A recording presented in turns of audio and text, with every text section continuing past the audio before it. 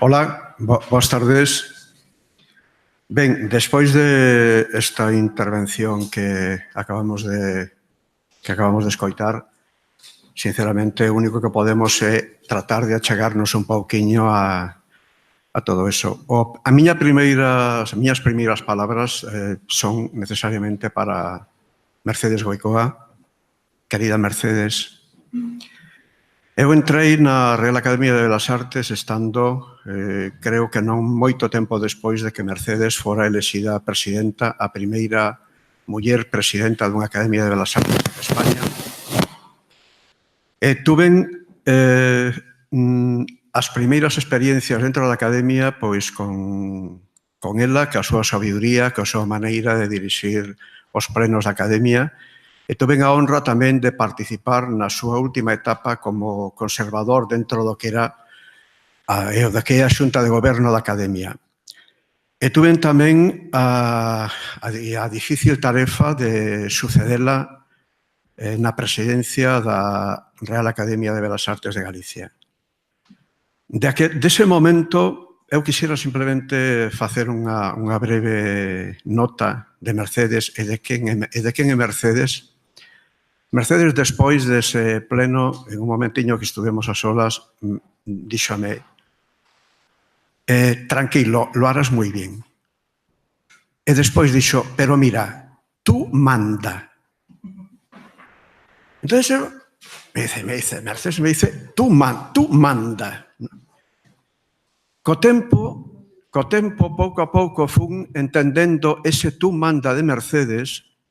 Porque moitas veces, cando un ostenta un cargo de representación e representa a todo un pleno, non é só a voz de un, senón a voz de todo ese pleno, ou ten que ser a voz de todo ese pleno.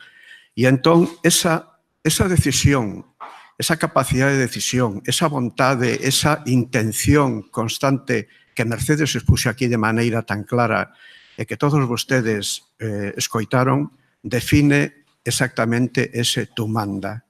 Mercedes, tengo que seguir aprendiendo. Dito isto, teño tamén a honra de presentar e de coordinar e moderar. Non sei que moi ben o que vou a moderar, porque eu non son especialista en música. Teño tamén que decir, perdóname un pequeno inciso hacia atrás, de que en un momento determinado a Academia de Belas Artes, a Xunta de Goberno estaba case copada pola sección de música. Me parece que só había un que non era da sección. Eso dá tamén unha nota de todo o que significa a sección de música para a nosa Academia. É algo enormemente importante e creo que moito tamén delo se lle debe a Mercedes Goicoa. Pois esta mesa, que se ten o título de Memoria e Experiencias, teño o gusto de compartila con Maruxa Baliñas, que nace en Santiago, estudia Historia de Arte na especialidade de Arte Moderna e Contemporánea da Universidade de Santiago e Musicoloxía na Universidade de Oviedo, aparte de que estudia piano tamén no Conservatorio de Santiago e no Instituto de Cultura Rusa de San Petersburgo. Colabora en Mundo Clásico dende o 1999 é editora adxunta, xefa de redacción e desde febreiro do 2007 é directora da mesma plataforma en sustitución de Luisa del Rosario.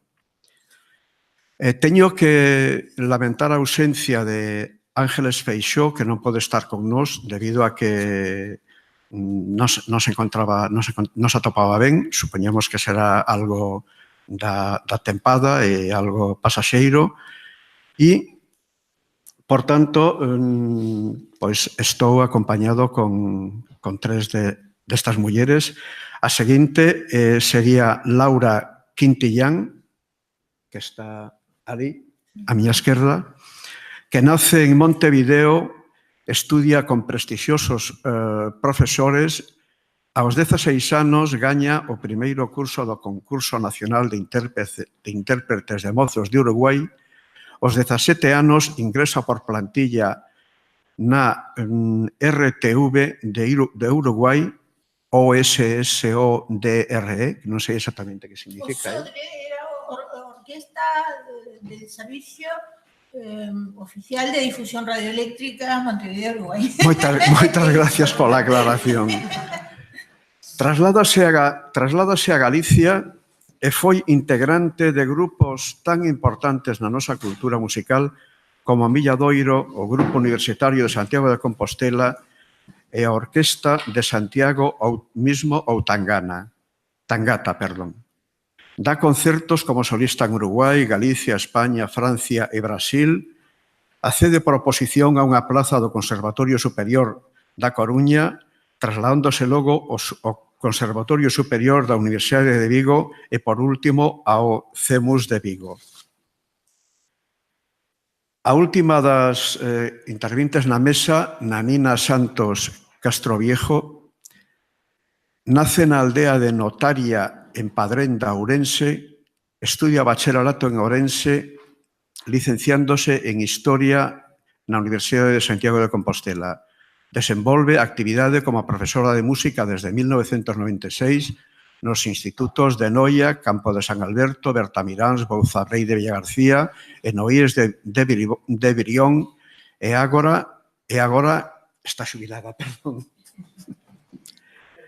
É cofundadora da Asociación Galega da Muller en 1976 e de Andaina, revista galega de pensamento feminista entre 1983 e 2018. E dito isto, feita esta presentación, quero abrir que elas decidan e abran este turno de intervencións dentro desta mesa. O sea que... Non hai un orde predeterminado. O orden marcadero vos. Bueno. Tú, por ejemplo.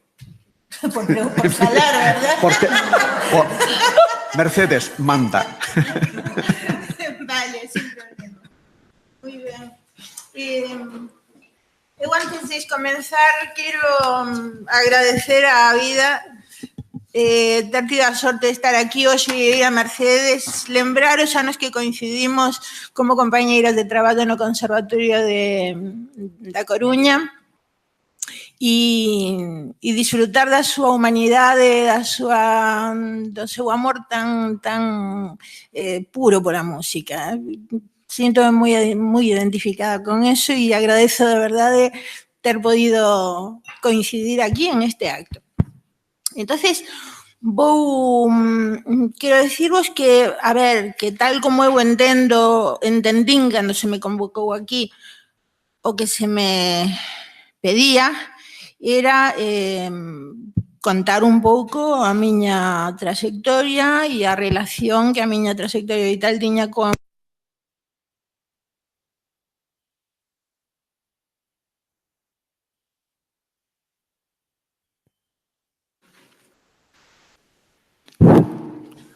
Perdón, ahora sí va aí. Bueno, entonces quería decir que percibo esta palestra como unha singular oportunidade de expresar públicamente hoxe, que levo escasas semanas xubilada eu tamén do ensino público da música, pois expresar vivencias, ideas e sentimentos que resumen 62 anos de vida, de aprendizaxe e de exploración. A música é un dos fíos conductores máis sólidos que enlazan trenzados estes 62 anos que teño. Entendo que compre contar a grandes trazos como foi e canto me aportou o camiño de muller traballadora da música que me trouxo ata o presente. Teño que empezar polos meus maiores, porque sin eles nada do que pasou sería concebible. Os meus avós paterno e materno foron músicos. Dionisio Quintillán, o pai do meu pai, tocaba o violín como afición. Eubaldo Núñez, o pai de mamá, tivo unha longa e destacada carreira como clarinetista profesional. Eu son a primeira nena do meu tronco familiar que puido estudiar música e vivir dela. Os meus pais, Jaime e María Hortensia, galegos, emigraron moi novos a Sudamérica. Foron un asalariado e unha ama de casa, máis tarde tamén asalariada, ambos persoas cun increíble potencial creativo, curiosidade e capacidade de sacrificio que axudoulles a ele, nos axudou a nós, as súas vidas, a vivir con dignidade e beleza dentro da pobreza. A miña nai quedara orfa da miña abuela materna, con 17 anos e con 4 irmáns menores a cargo. Mais tarde, os seus estudos no instituto, quero decir que cando isto sucedeu, cando a miña avoa materna faleceu, mamá había moi pouquiño tempo de iniciar estudios de piano e tuvo que abandonalos para encargarse da familia, dos irmánciños menores e do papá. Mais tarde, os seus estudos no instituto nocturno víronse interrumpidos polo embarazo que me tivo a min como consecuencia. Isto explica en gran medida, creo eu, o frecuentemente que ela insistía nas conversas con nós, as súas dúas fillas menores: estudade, traballade, tende independencia económica. Sempre, sempre decía mamá iso. E papá tamén. Papá e mamá, en ese sentido, sempre foron en esa tarea de concienciarnos para que non estuviéramos presas de, ao mellor, un matrimonio mal pensado, ¿no? mal planificado. Mamá cantaba na casa con frecuencia, excelentemente, cancións populares da aldea, copla, zarzuela, ópera, tangos e boleros. En familia, escoitábamos os LPs de música clásica que eran pertenencia do meu avó Núñez. E tamén nos reuníamos a ler alrededor da mesa da sala, abrigados como para estar na rúa. Os cartos para comer e calefacción eran os xustos, pero nunca faltou para libros en casa. Cada mes, cando papá cobraba, íamos á librería a mercar algo novo. Tendo eu 5 anos, o avó Núñez regaloume un violín dun cuarto, o tío Berto ensinoume solfeo e o tío Toni deume as primeiras clases de violín. Algo antes de cumplir os 7, chegou a miña irmá Marina e a vida fíxose nos anos seguintes moito máis pintoresca, feliz e arriscada por veces. Con 5 anos tamén ela empezou a tocar o violín e eu a ensinarlle, eventualidade para que con 11 anos de idade eu non estaba para nada preparada, nin me sentía preparada. Tivo, por certo, sorte de atopar logo profesores dotados de maior madurez. Percibíamos a injustiza que nos rodeaba con grande nitidez. Falábamos diso en familia e con amigos e amigas que quedaban na casa ata tarde tomando café e compartindo novas de perto e de lonxe, cuestións de política internacional, anécdotas de viaxe, cousas de arte, moitísimas cousas. As nenas estábamos nesas reunións familiares oindo con avidez. As heroínas da miña nenez foron a obreira soviética Valentina Tereshkova, primeira muller que voou ao cosmos, e as comandantes da Revolución Cubana. Estudar o violín daquela non era sempre un placer. Requería disciplina, horas de entrenamento técnico, paciencia, estudos monótonos e repetitivos, esforzos da memoria. E requería ver pola ventá, mentras practicaba, como as nenas e nenos do barrio saían a xogar á rúa un par de horas antes que a min. Iso era moi malo de levar. Evidentemente, de non ter sido pola compaña e pola vixilancia de mamá, eu nunca tería desenvolvido profesionalmente co violín. Aquilo era duro. Finalmente, coa experiencia adolescente da Orquestra de Cámara Flesch, que dirixía o meu profesor de violín Jorge Risi, coñecín a inmensa ledicia de partillar un son moito máis grande que o meu. Entendín mellor a música e ameina moito máis. O violín empezou a aportar a economía familiar cando eu, con 17, ingresei por concurso na Orquestra Sinfónica da RTV no Uruguai, ao Sodresa, que decía o amigo antes. A pertenza ao mundo do traballo asalariado coa música supoñía, ás veces, experimentar contradiccións bastante brutais. Para chegar ao Teatro Solís cada día, donde ensaiábamos, o autobús facíame pasar sempre por diante do edificio donde Diego, un dos meus amores de xuventude, un mozo comunista, foi durante meses brutalmente torturado. O autobús pasaba xusto ao lado. Na Sinfónica, minutos despois, vestidos de gala, si era día de concerto, tocábamos o himno nacional en pé para o dictador. Logo sentábamos e tocábamos a música que eu amaba. Emigrei pola música a Alemanha, a ampliar estudos, coa idea de facer os estudos superiores de música en Alemanha, daquelas República Federal de Alemanha.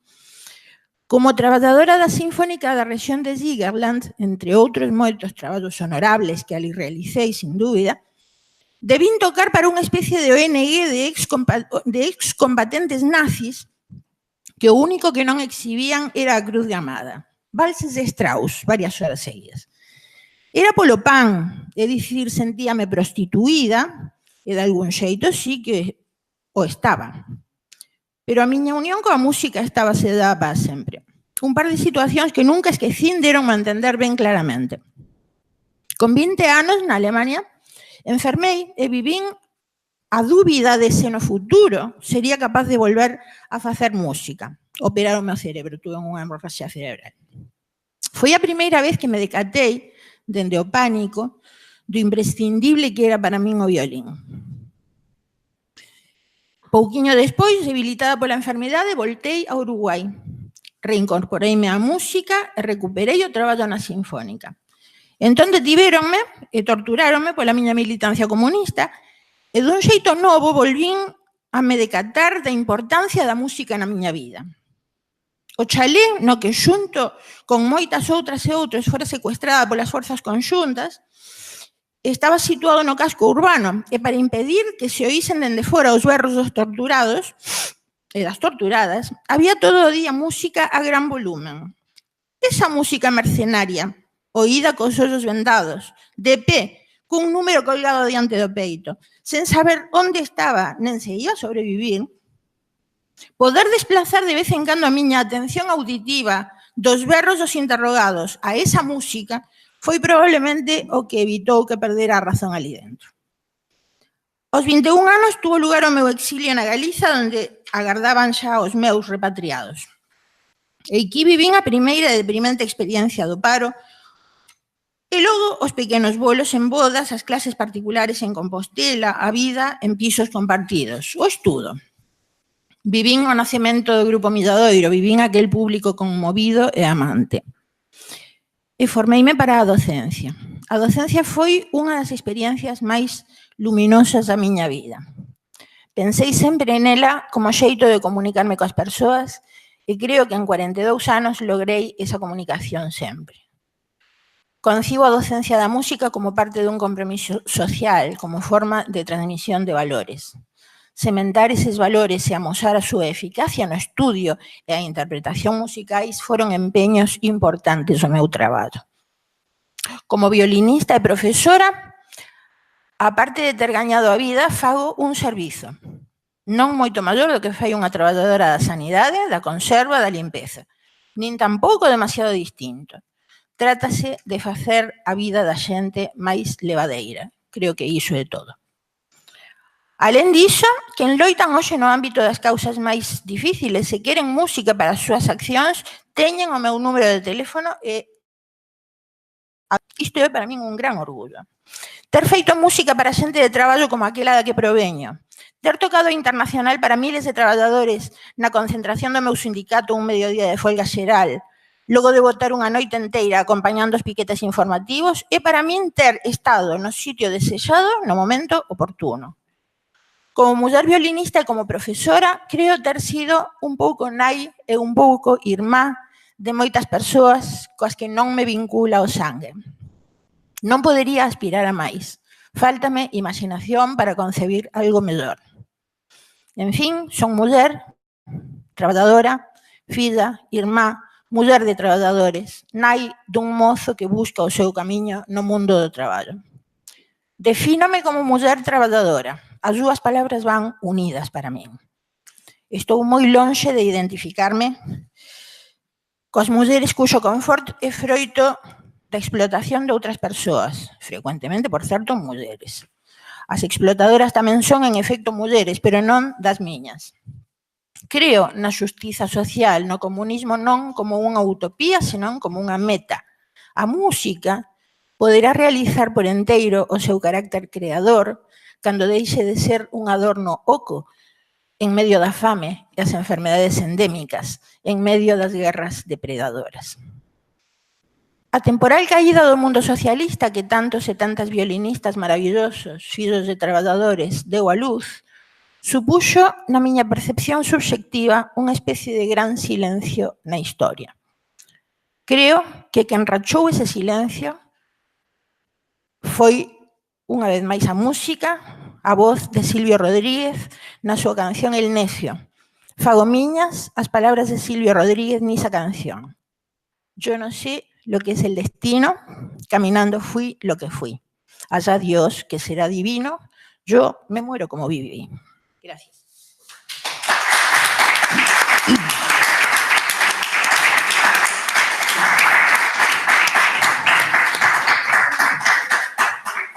Sin duda, unha forte e interesante experiencia a vida desta muller, a que logo, que despois de que interveñan as restantes da mesa, poderemos voltar. Bueno, seguindo este orden, Nanina. Boas tardes.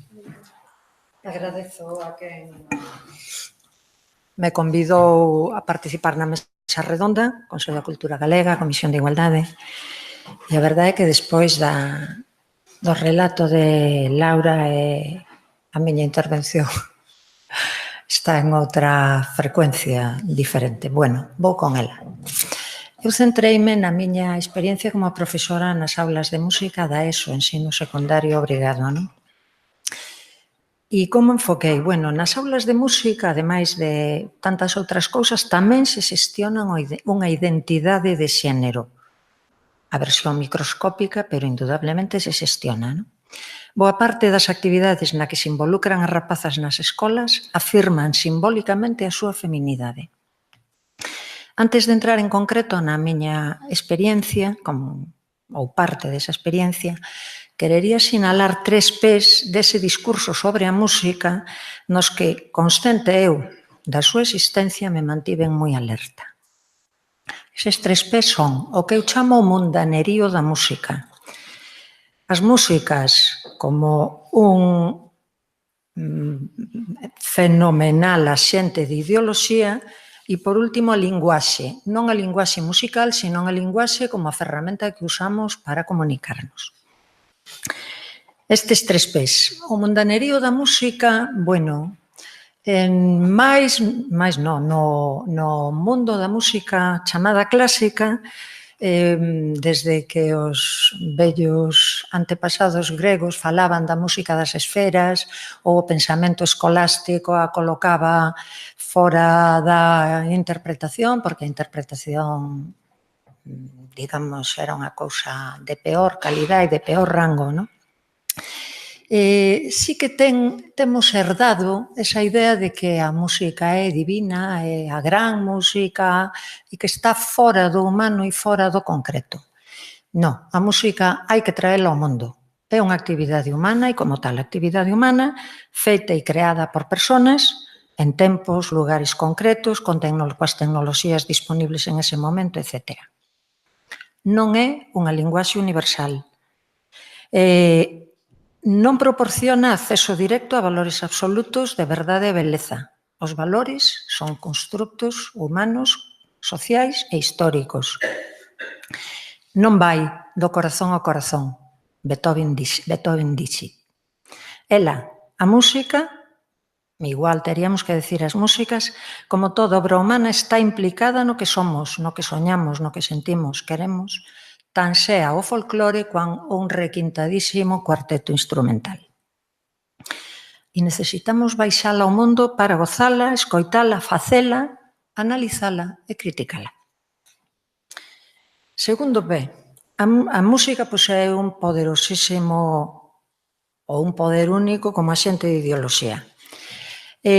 Facela pasar por natural non fai máis que agachar o seu poder, os seus encantos e coarnos, sin que nos demos de conta a súa capacidade de convocatoria e poder de articulación social. O capital simbólico que posúe, e mesmo como productora directa de realidade ou de efectos de realidade, onde a desigualdade, a xerarquía, a organización dos xéneros que predica contribuyen á percepción e categorización da realidade influindo na nosa visión do mundo. Así, esa división entre a música pura, primeira clase, gran música, elevada, divina, celeste, e as outras músicas, donde a súa vez despois establece xerarquía e rangos. A atribución de xerarquía nas prácticas musicais, consideradas de primer rango e, polo tanto, copadas polos varóns, composición e dirección. A interpretación depende moito de que instrumento se interprete, da persona instrumentista, o xénero que pertenza, e de se toca en solitario ou en agrupacións. O intérprete tamén como reproductor do que o compositor creou. É indudable que aquí hai unha estructura de poder autoritario que forma parte da cultura musical. Os criterios sempre ocultos que inspiran os facedores do canon. Tamén, por suposto, nas músicas comerciais. A exhibición que implica a música, exhibición da cabeza creadora, do xenio. Unha ameaza, por suposto, para as definicións patriarcais de feminidade no caso de que a cabeza creadora sea unha muller. A exhibición dos corpos, dos instrumentistas e según que instrumentos, e en particular da voz, ese gran instrumento. O xénero de un profesional da música desempeña un papel importante que non moitas veces é recoñecido nin se ten en conta. Os corpos das mulleres, creo que todas as persoas presentes sabemos que son distintos social e históricamente e simbólicamente tamén que os corpos dos homes. O terceiro P, a linguaxe coa que nos comunicamos. O grosso da comunicación. Contén unha xerarquía de sexos. A través dos xéneros gramaticais que dificultan o acceso das mulleres á condición de suxeito. No seu debir, o masculino non é visto como masculino, senón como xeral, como universal. Se tomamos como exemplo parellas de vocablos de xénero masculino e femenino respectivamente, vemos como algúns deles o masculino designa o suxeito, home, mentres que o femenino designa non o suxeito, muller, senón o obxecto da actividade.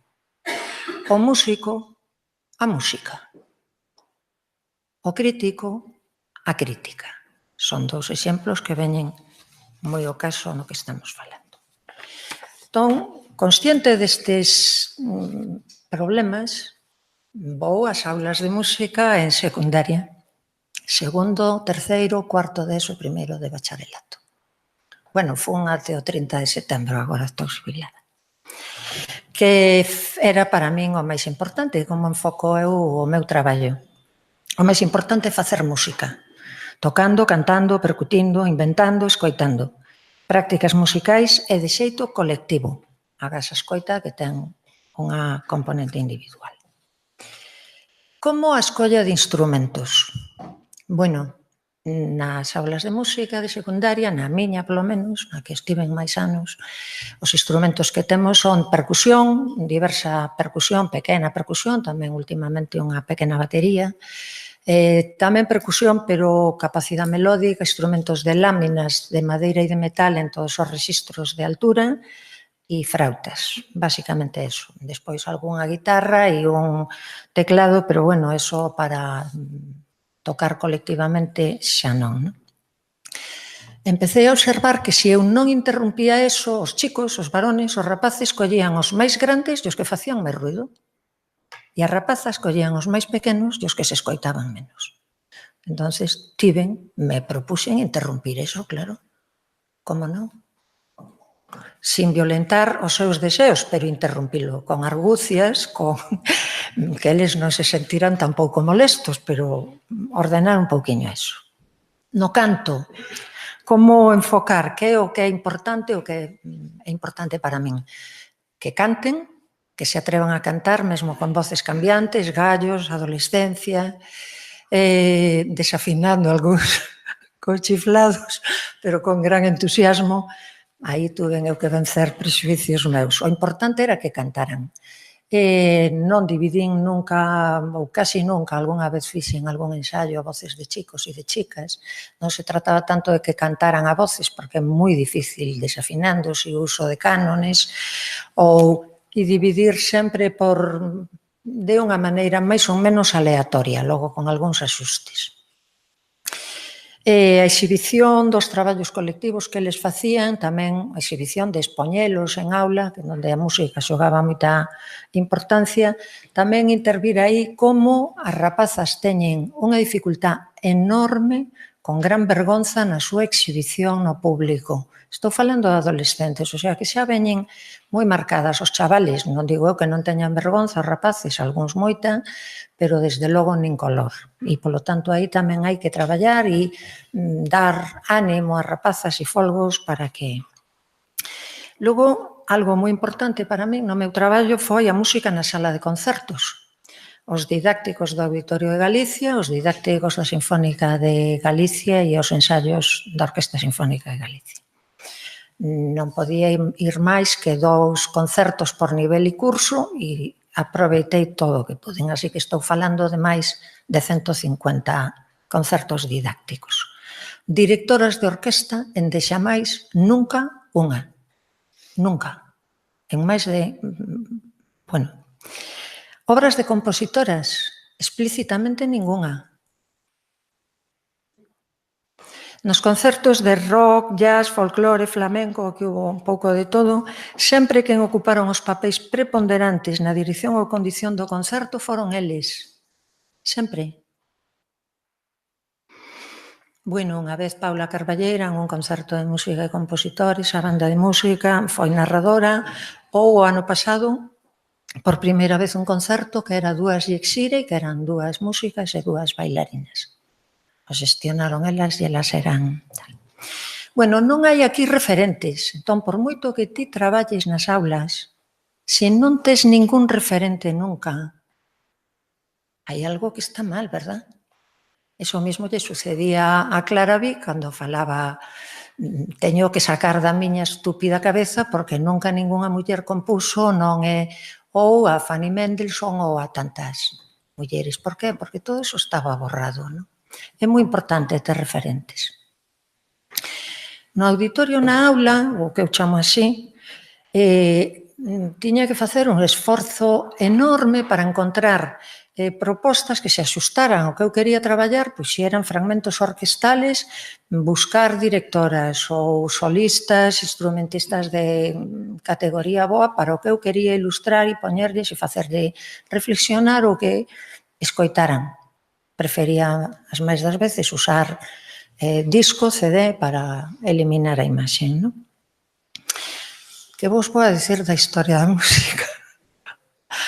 Non me vou a estender porque creo que o tempo, en todo caso, si despois dá para máis. Bueno, a historia da música das mulleres, que non se trata, por suposto, solo da historia compensatoria, terá que irse construindo contra a historia da música. En varios terrenos, non só na presencia de compositores, intérpretes, etc. Si cadra nas músicas galegas é onde máis mulleres ten habido e puden eu aí facer máis traballo coa dificultad engadida de que os adolescentes galegos nosos non lles interesa isto. Les interesa pouquísimo, está lonxadísimo do que... Bueno, despois facía 2 actividades máis que me parece que é interesante reflectilas, o que eu chamaba músicos das aulas nas aulas. Sempre, ou casi sempre, en cada aula hai instrumentistas, ven da banda en concreto de Brión ou donde fora, ou músicos que tocan en pequenos grupos que teñen eles, ou que tocan solistas na súa casa, pois guitarristas ou que fora, non? Entón, lles propuña que nos desen un concerto na aula. A poder ser conxuntamente, porque eso os protexe máis, lles dá bastante vergonza, pero desde logo vencer a vergonza das rapazas é enorme, dependendo tamén dos instrumentos que toquen.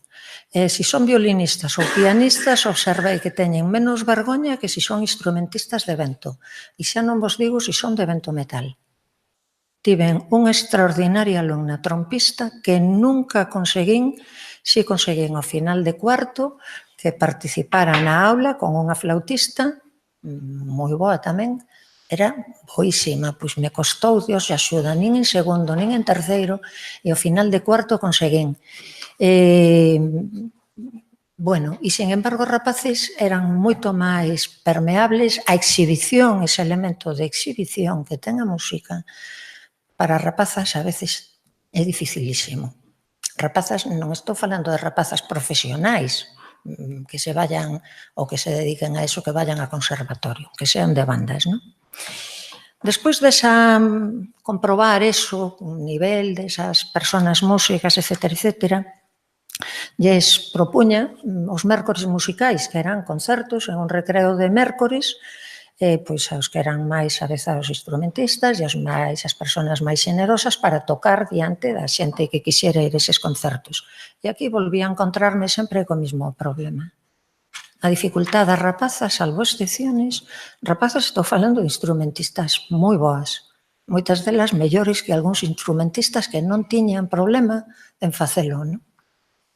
E isto fala deso, é dicir, sinten que a súa feminidade está en entredito porque algo sigue chegando ao noso tempo da cultura, non? Os instrumentos como a música, estamos falando da área cultural xudeo-católica, en donde a Iglesia triunfante ten unha responsabilidade enorme en este tipo de cuestiones. A linguaxe, o uso da linguaxe é moi importante. Moi desde o principio da miña actividade profesional nas aulas, fixen o experimento de entrar na aula e dicir bos días a todas. Inmediatamente 5 chavales ou 7 ou 12, como un resorte, como todas, como todas. Pero ti dices bos días a todos e ningunha rapaza daba o resorte de dicir que non me estás nomeando, que... Bueno, non só eso, senón facerlle saber efectivamente que existen, que son suxeitos, que son músicas, elas tamén tan, eles músicos de aula de eso, non? E todas as actividades e buscar referentes para que elas se desenvolvan. Non quero rematar sin mencionar, porque senón se vai a quedar un pouquiño cosa, dous poderosísimos inimigos do facer nas aulas música a prol da igualdade. A música das aulas e a música das persoas adolescentes, as súas músicas. Nada teñen que ver. É a súa percepción, non é a realidade, pero elas e eles o perciben así. Te dicen, sempre música clásica, e digo, non, botas contas, verás como non puxen nada de música, nada, nada. É a súa percepción. As súas músicas é outra cousa, forma parte dese elemento que os unifica como adolescentes tan poderoso e que son músicas que están fora do ámbito académico da aula, non? E de verdad que me teño esforzado ese territorio moito. E logo está a industria do entretenimento, en donde a música forma parte desa industria, ten un poderío tan extraordinario e cada vez máis, eu notei unha diferencia ao curso pasado en relación aos anteriores, periódicamente notas cambios xeracionais, non? Que veñen cousas. Veñen cos gustos postos. Ademais, argumentan que sobre gustos non hai nada escrito. E ademais, en canto entras no debate, dicen, é a miña opinión. E te pechan totalmente a posibilidade de debate. Despois, por suposto, se pode entrar naturalmente e como persoas intelixentes que son, tamén son quen de entrar nos debates, de razonar e mesmo de agradecer que lles teñas ofrecido isto. Ademais deso, quero decirvos, porque me parece bonito, na aula fixen un cartel grande que é o que preside a aula según eles entran. Este cartel está a tamaño 70-100. Fora unha campaña do Instituto de la Mujer da non sei, nos anos 80, pois moi ao comezo. Vedes que hai unha nena directora subida en un caixón e dice non limites a súa educación, é unha mujer del siglo XXI. O cual, indudablemente, ten marcado o alumnado porque eso é o que según entran na aula ben, non? E, bueno, eso era o que quería contarvos da miña experiencia como profe de música.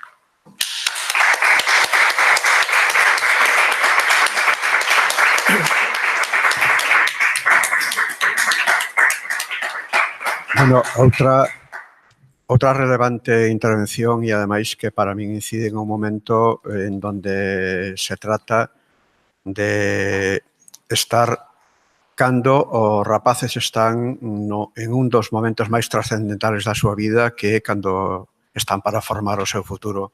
E tamén despois, se temos tempo, podemos voltar a algo desto. Deixo a palabra a Maruxa Baliñas. Hola, boas tardes. Bueno, eu vou primeiro pedir disculpas porque preparei non unha cousa para falar, sino 3 distintas e logo un guión de unha cuarta.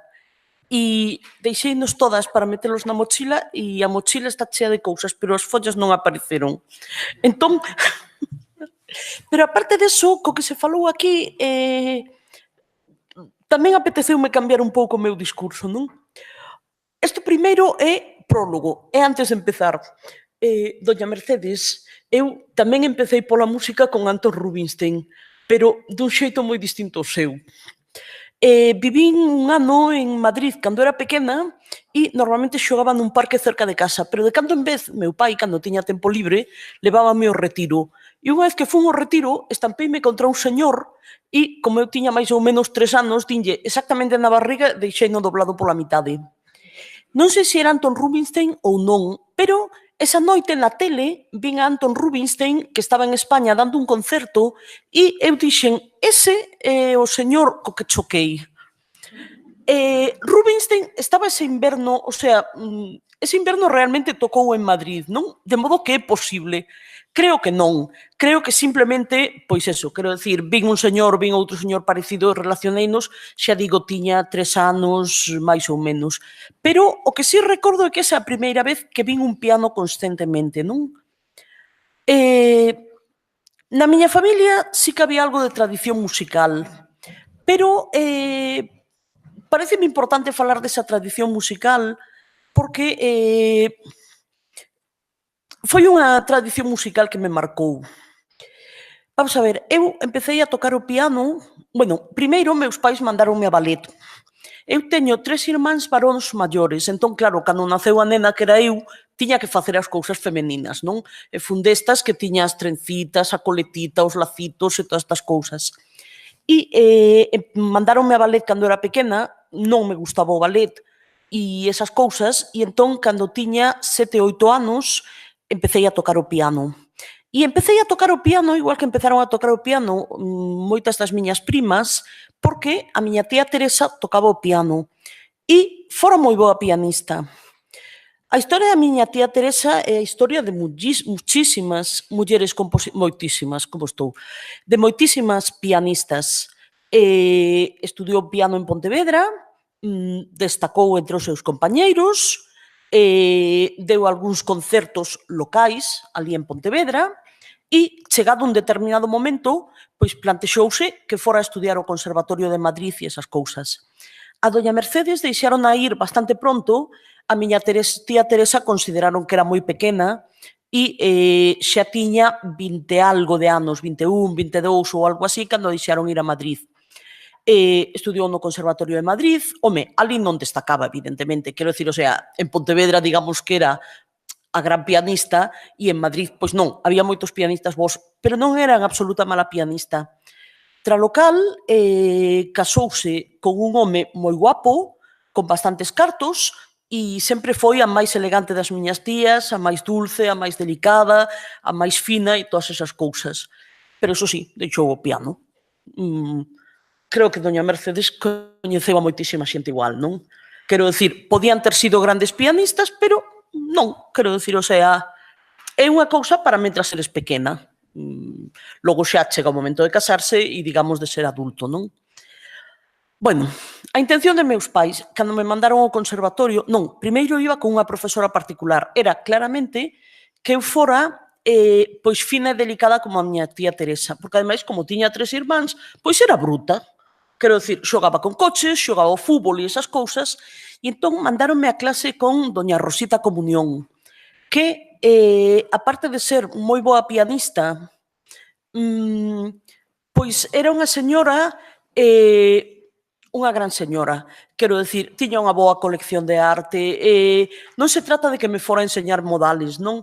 Pero, bueno, digamos que era unha señora moi elegante e que, pois, un pouco, a ver se, non sei, me domesticaba un pouco, non? E tiña a casa chea, pois, de vitrinas con cousiñas e ensinábame as cousiñas e a verdade é que o piano me encantou. Logo, uns anos máis tarde, entrei no Conservatorio de Santiago e a profesora de solfeo tamén era unha muller, Merceditas, pero non me acordo o apellido, Laura. Mais ou menos, que? Seoane, é verdade, Merceditas Seoane. Xusto. E ali o que atopei foi un pouco... Bueno, doña Rosita Comunión só daba clase a nenas, non daba clase a nenos. Os nenos estudiaban con don Ángel Braje, que era tamén o director do conservatorio e estas cousas, e non, as nenas íbamos con doña Rosita Comunión porque era así como máis elegante e estas cousas. Merceditas tampouco me cambiou moito esa visión, porque non é que dera un trato distinto aos nenos que as nenas, pero si se entendía que as nenas estudiábamos música porque era bonito e os nenos, algúns deles, iban a ser profesionais. De feito, na miña clase casi todo éramos nenas e os dous nenos que tiñamos, pois o pai tocaba na banda de música de Santiago e entón estaba claro que el tamén iba a ser músico e o outro tamén foi músico. O sea, os dous nenos foron músicos. As nenas o fomos deixando. Quero dicir, cando, pois eso, quero dicir, cando as cousas no colexio empezaron a ser máis difíciles, cando chegamos á adolescencia, todo o mundo foi deixando. Eu non o deixei. Cousa que tiña desesperados os profesores do conservatorio porque chegou un momento en que directamente me puñan como exemplo de persoa a que non se lle debería permitir estudiar nun conservatorio porque era absolutamente negada. E miña nai me decía, mira, deixa a música. E eu dicía, que a mí me gusta, pero é que teus profes din que eres moi mala, que non tes oído, que etcétera, etcétera. Pero a min gustábame. E a veces ponme nerviosa, porque como profesora de música, supoño que a Nina tamén lle pasará, a veces chega algún pai e che di, e este neno vale para música ou non vale? E esperan que ti lles digas se valen ou non. E eu sempre digo o mesmo, o neno quere ou non quere? Se quere, non vai haber nada que lle corte. Onte estiven falando cunha rapaza que vai a ballet e os pais non queren que siga co ballet. E a nena, pois, ten 13 anos, está disposta a escapar da casa e facer o que sea. Porque cando un neno realmente ten vocación, non se lle pasa con nada. Quero dicir, non se lle pasou a Laura, agora vou falar dela, pois cando podía ter relacionado a música con cousas sumamente desagradables, non? Pero gustaballe a música e seguiulle gustando. Ben, entón eso, no conservatorio atopei tamén un pouco isto de a música como adorno femenino, que é o mesmo, pois que a miña avoa tamén estudiou piano e cantaba moi ben, a miña bisaboa non, porque non era dunha clase social tan alta ou unha cousa así, era costureira, pero vamos, aínda vivín os restos de eso de a música é un adorno bonito para unha nena, sí? O de sempre, francés, bordado e piano. Pero nese momento chegou ao conservatorio Laura, que traía unha imaxe totalmente distinta. Bueno, seguín no conservatorio porque había un profesor maravilloso que me defendía moito, que era o profe de guitarra que non me daba clase, pero que decía que, bueno, que hai nenos que teñen oído trabado, nunca máis escoitei o do oído trabado, pero ele decía que eu tiña oído trabado e que un día destrabaríase e sería boa música. E un pouco pasoume eso. Bueno, pero o caso é que chegou Laura Quintillán que, ademais de ser máis nova, o mellor non eras moito máis nova que Merceditas, pero o aspecto era totalmente distinto.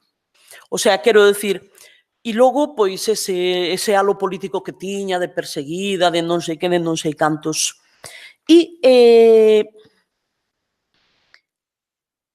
pasei a ter dúas imaxes da muller música. Por un lado, esa imaxe de o ballet ou o piano, pois é unha elegancia, é unha cousa bonita e esas cousas, pero eu son tamén froito, e o agradezo moito, pois de todas esas mulleres loitadoras, pois da década dos 60, dos 70, perdón, dos 70, que máis ou menos cando eu cheguei á adolescencia. Non che conocía, Nanina, pero andaina así. Laura, pois, tamén traía outra cousa totalmente distinta. E coñecín algunhas mulleres máis que, bueno, quero dicir, non sei, chamábanme moito a atención. O que pasa é que eu era a típica nena moi boa, moi tranquila, moi responsable, non sei que, entón miraba e admiraba e esas cousas, pero a verdade é que eu sempre me seguín portando moi ben e todas esas cousas. Pero agora, co paso do tempo, pois vólveme moitísimo todas esas mulleres, ademais por un motivo, e aquí non quero citar a Laura nin a ninguén en concreto, pero moitas destas mulleres tan loitadoras que coñecín nos anos 70, logo as vidas persoais, porque claro, nese momento eu as veía máis adiante, non eran maiores que a min, pero cando empecé xa así un pouco a ter máis ou menos as mesmas edades, unhas vidas persoais bastante, en xeral, bastante malas. Quero decir, poucas tiveron unha vida clásica de marido, fillos, vida tranquila, etcétera, etcétera. Quero decir, moitas tiñan unha presión familiar e deixaron a música. Outras, pois, por non deixar a música ou unha cousa así, pois foron moi revolucionarias e o millor incluso máis do que querían, pero é que para manter a súa identidade, pois moitas veces eso implicaba pois que te divorciabas e que tiñas unhas relacións persoais difíciles, non?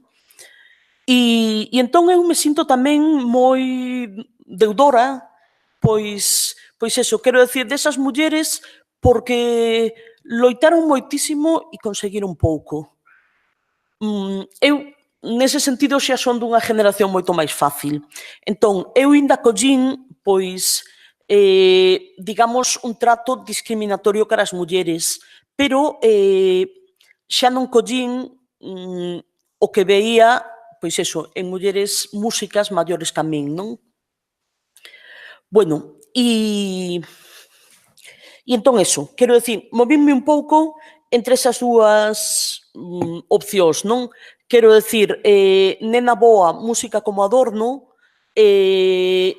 nena mala ou muller mala, música como pasión. E a verdade é que a min apasionábame a música. O que pasa é que non fun capaz tampouco de dar ese salto de, pois, non sei como decilo. De modo que, bueno, non sei. É que funme un pouco do tema, a verdade.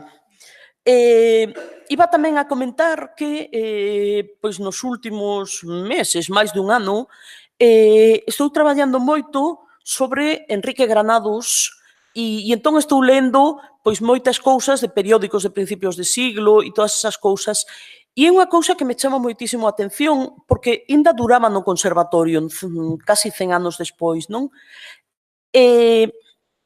No Conservatorio de Madrid facíanse os exámenes de fin de curso. Estou falando de 1910, xa non de outra época. Pero facíanse os exámenes de final de curso e, pois, o millor se lle daba o primer premio a unha muller, o sea, había primer premio de mulleres e primer premio de homes. Pero unha cousa moi curiosa, os homes que iban a premio, a matrícula de honor ou algo así, que era un examen que facían a maiores despois de rematado o curso, pois cando miras que obras tocaban, pois tocaban Thalberg, Liszt, estudios de Chopin e esas cousas. E as mulleres que iban a premio extraordinario despois de rematado o curso de levar sobresaliente, examinábanse de, pois, unha sonata de Mozart, unha peza de Scarlatti ou, quero decir, O premio do conservatorio era o mesmo, pero atención, non era o mesmo o que tocaban, nin siquiera era o mesmo a hora de darlle a medalla. Por un lado iban a medalla de homes e por outro lado a medalla de mulleres, non? E eso, e a medalla de mulleres, a exixencia era moi inferior a dos homes. Bueno, supoño que saben, sin embargo, que os conservatorios fai 100 anos estaban cheos de mulleres e agora están cheos de mulleres. O sea, a maior parte dos alumnos do Conservatorio de Madrid fai 100 anos, 120 ou 130, eran mulleres. Cando miras as listas de alumnos, había moitas máis mulleres que homes. Pero mulleres que logo desaparecían.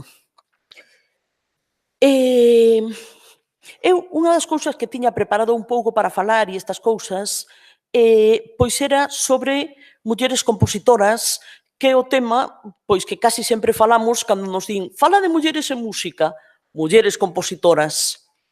E coincido moito co que dixo na Nina de que o plantexamento ten que ser outro. Porque o que se fixo un pouco, pois nos anos 70, 80, 90 incluso, foi recuperar as mulleres compositoras, recuperar a Fanny Mendelssohn, recuperar a Clara Wieck ou Clara Schumann, recuperar a Hildegard von Bingen, etc., recuperar as mulleres compositoras. Pero a verdade é que, bueno, e aínda fai pouco, pois nun congreso alguén dixo que a música non vai estar igualitaria hasta que se toque tanto a Clara Schumann como a Beethoven. E que Beethoven era mellor compositor e compuxo moito máis. E que as mulleres, algunhas, realmente eran genios e compuxeron moi ben, pero que as mulleres non compoñían, nin eran directoras de orquesta. Un pouco, a música clásica, simplificando moito, funciona porque hai un Deus, o que ti decías da visión patriarcal, non? Hai un Deus que é o compositor, hai uns, digamos, profetas ou algo así que predican o Deus, que son os intérpretes, e logo hai unha masa, o público, que, como na misa, está caladiño e non opina. Mentras manteñamos un pouco esa imaxe tan patriarcal da música, pois sempre nos vamos a topar con que as mulleres non son iguais que os homes e que a historia da música, pois non podemos igualar homes e mulleres, non é o mesmo. Sin embargo, xa dende fai bastantes anos está funcionando outra corriente musicolóxica que di que non hai que poñer o centro da visión no compositor e no creador, senón que a música é unha cousa que facemos todos. Bueno, non me sairá o nome. Cando eu estaba rematando musicoloxía, puxose moi de moda un profesor da Universidade de Oxford ou Cambridge, unha destas universidades inglesas, que decía que o concerto é unha reunión de un compositor, un intérprete e un público. E logo eso, mireino tamén cando fun a China, que quedei moi impactada, pois porque ali hai millóns de persoas que estudian piano e millóns de persoas que estudian violín e todo parece indicar que no prazo duns anos a música clásica vai ser traballo de chinos, que como chamei máis ou menos o artigo que escribín a volta, non? Quero dicir, a música clásica traballo de chinos. E claro, para min foi unha cousa moi chocante porque aos chinos, vamos a ver, eu fun no, pois sería 2005, 2008 ou algo así, o sea, fará xa 10 anos ou así. Nese momento, os chinos non escoitaban música clásica, os concertos de música clásica estaban prácticamente vacíos, iban os occidentais que vivían en Pequín. Pero os chinos entraban, saían, daban igual que a peza estivera no medio, o principio, o final, comían na sala de concertos, o sea, eran unhas salas de concertos enormes, onde había, pois eso, 40 ou 50 occidentais sentados nas primeiras filas, en serio, e mantendo as cousas, e despois filas vacías, e logo chinos, pero poucos, que eso, quero dicir, viñan, puñanse a comer o arroz cos palillos, cheiraba a sala de concertos o arroz que estaban tomando, e, ao mesmo tempo, o de ver que pois nese momento, non sei se as cifras siguen sendo as mesmas, hai máis rapaces chinos estudiando piano que en todo o resto dos países do mundo sumados. O sea, no momento en que eu estiven, creo recordar, estou citando de memoria, creo recordar que había 20 millóns de alumnos de piano en China. E, cando se suman todos os países europeos, Norteamérica, Sudamérica, etcétera, etcétera, non é que non haxa 20 millóns, é que non hai nin sequera 2 millóns, máis ou menos por aí anda a cousa. Bueno, a que viña isto? Que viñen un pouco así xoqueada de e que pasa, porque como vai ser a música clásica cando os que a toquen, os intérpretes, non estean tocando a súa cultura. O sea, nós tocamos Beethoven porque Beethoven é a nosa cultura, somos occidentais, pero os chinos tocan Beethoven porque eso dá cartos. E entón tocan o Beethoven que os occidentais queremos escoitar. O que decía doña Mercedes da interpretación é que hai interpretación nese sentido, non? E entón leín un libro que me deixou tamén moi marcada sobre a ópera china. E ali decían que había como 3 etapas no ensino da ópera china. Unha primeira etapa na que os rapaces se lles enseñaba a copiar exactamente todo. Unha segunda etapa na que xa se lles permitía, digamos, soltarse un pouco e facer cousas, e unha terceira etapa, digamos, unha segunda etapa que é onde alcanzan o culmen técnico, non? Pero unha terceira etapa que nós non temos e ao mesmo tempo si temos, que lle chaman a etapa do gusto, que é cando un artista ten un público. O sea, cando un artista está actuando para un público que é coñecedor, que sabe, que ten gusto, que coñece as tradicións e esas cousas, e din que só hai realmente ópera china cando se xuntan as dúas cousas, o artista que recibiu a súa formación, que recibiu a tradición, e o público que sabe entender o que está facendo ese artista. Entón, se miramos o papel da muller na música, é que a música sempre foi un traballo moi femenino. E sempre houbo moitas mulleres facendo música. O que pasa é que no ámbito privado. Pero é que hasta fai moi pouco tempo a música era o ámbito privado. Estoume pasando de tempo. Vale. Non, perdón, é que eu me poño a falar e non me dou conta, Sí, tes razón. Bueno, pois nada, aquí remato.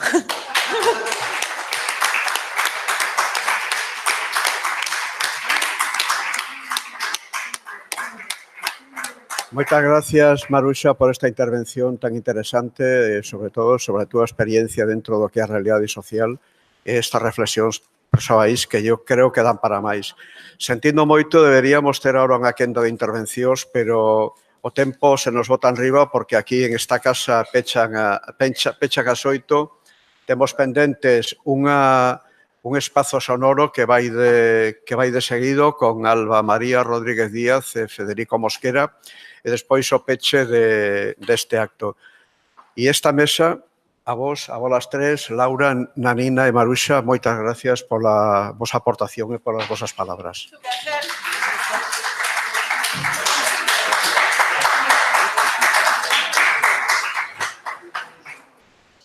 Eu que temía que non modereras.